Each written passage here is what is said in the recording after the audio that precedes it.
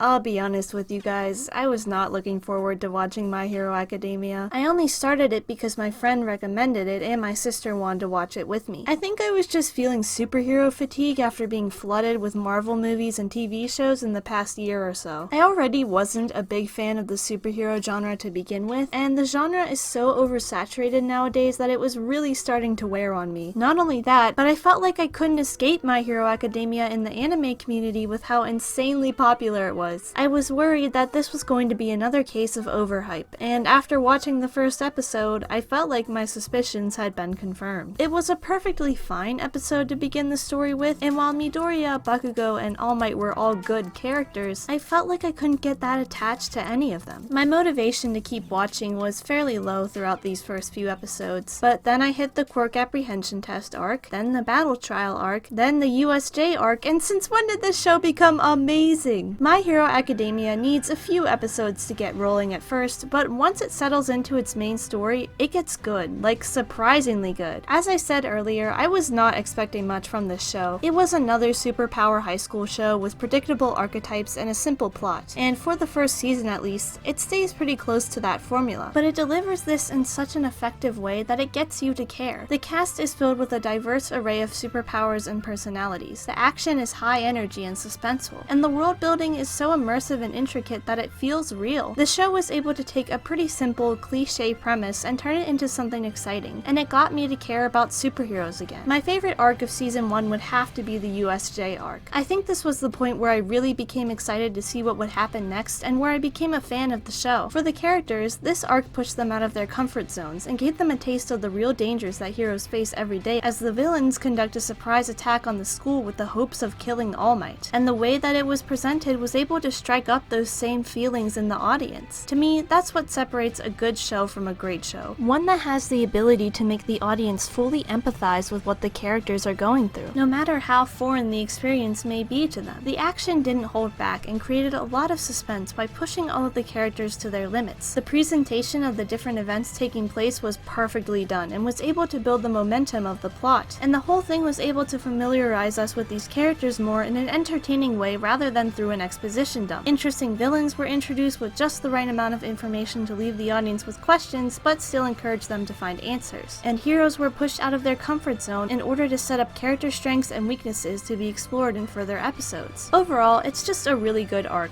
and part of that is thanks to the characters, so let's talk about some of them. Let's start with our lovable, everyman protagonist, Izuku Midoriya. As I said earlier, I didn't love the first few episodes, and Midoriya was partly to blame for that. He's just a bit of a drama queen, to be honest, and I know that's kind of a petty reason to not like him. I think this is just my personal preference, if anything. I just don't like characters who cry a lot, and I don't like stories that have a lot of overdramatic moments in general. And that's not to say that Midoriya can't feel strong emotions. There were some scenes that I thought were genuinely deserving of drama and intense feelings. But when anything of slight significance occurring leads to a long crying scene, it can lose its effect on the viewer. Still, this was only a minor annoyance to me, and the only complaint I can give about Midoriya, because otherwise, he's a really good protagonist. Admittedly, he's exactly who you'd expect the protagonist to be in a show like this, as a humble and pure-hearted boy who just wants to be a hero like All Might. But there's a reason that so many shows use this kind of protagonist. He's likable and an admirable figure for the average viewer to look up to, and seeing someone become a superhero through intelligence and determination rather than brute strength is a unique take on this classic character type. Midoriya also improves the Chosen One archetype that is so common to these kinds of shows. Usually, the issue I take with Chosen One protagonists is that they don't feel like active protagonists in their stories because they've been forced into their fate, and don't have a choice in whether they pursue their goals or not. Obviously, Midoriya changes this because he's the one who asks All Might to help him become a hero, and the story is all the better for it. He actively pursues goals that are emotionally important to him, and it gives the conflicts he encounters much more stakes because of this personal investment. Midoriya doesn't exactly shatter expectations as a protagonist, but he is a likable, active player in the story who is fun to follow. Of course, no good protagonist is complete without an antagonist, and that's where we get Katsuki Bakugo. So this is the guy everyone's simping for. Right. I don't really like Bakugo. He's not a badly written character, and even though he doesn't get a ton of development in the first season, I think he has a lot of potential to be a great rival for Midoriya and standalone character. I thought his backstory was interesting, and I like how it shows what happened to give Bakugo such an overinflated ego. Maybe I can connect to it more since since I've grown up in the school gifted system and I've met plenty of Bakugos over the years. Or maybe that's why he's all the more insufferable to me, because he just hits too close to home. I appreciate Bakugo's character, and I think it has a lot of potential for some great development. I hope that over time, as he improves on his mistakes and grows as a character, I can learn to love him. But for now, I just can't stand his personality. He's immature, arrogant, selfish, hot-headed, and above all, he's not even funny. If you're gonna give me an arrogant jerk character, at least make them funny so that they're not completely insufferable. For me, Bakugo is definitely one of those cases of a bad person, but a good character. Hopefully, he'll get redeemed and become more likable in the coming seasons, but for now, I just don't understand the fangirling for this kid. The rest of the cast doesn't get as much development for the first season, and most of it is setting the foundation for character arcs in the future. All Might is one of the best mentor characters I've ever seen. He's incredibly likable and has a funny personality, but there's a lot of depth to him beyond his roles as Midoriya's teacher and the city's #1 hero. It isn't discussed too deeply in season 1, but I'm excited to hear more about All Might's backstory and who he was before he became the symbol of peace. Along with Midoriya, Uraraka and Ida form the main trio of the show. I was a bit wary of Uraraka's character at first, and I thought she was just gonna be another cute anime girl made for fan service, but I was pleasantly surprised at her endearing personality and her capability as a hero. She easily could have been a wasted character, and luckily she was given a bit more personality and independence that I'm hoping gets built on in the future. We learn a little bit more about Ida in the first season, with his background as the descendant of a famous family of heroes, and the pressure he feels to be a successful hero because of that. It's a good setup for a character arc, and it's fun to watch an incredibly self-disciplined character like Ida work hard to achieve his goals and become a proper leader for his class. Most of the other students of Class 1A don't get significant development and only get a few scenes to shine, so there's not much I can say about them yet. So far, I'd have to say my personal favorite would be Tsuyu Asui. I think her powers are the most unique, and I just like her down-to-earth personality, which can be a breath of fresh air considering some of the other students in 1A. Still, I really like this main cast, and I appreciate that all of them feel unique from one another in their abilities and personalities, even if many of them are just supporting characters. Their interactions are always entertaining to watch, and I like how you can feel a sense of camaraderie among them as classmates, all working together to become the best heroes they can be. I think My Hero Academia overall gives that same vibe. The premise of the show is pretty simple, and even a lot of the characters follow expected archetypes, but it doesn't feel hollow or corporate. There's a great sense of adventure and heart behind My Hero Academia, and despite my initially low expectations, it got me to care about superhero shows again. I can see why so many people love the show, and I'm excited to see what Season 2 has in store. I hope you enjoyed this perspective from a new fan, and I'll see you all next time for Season 2.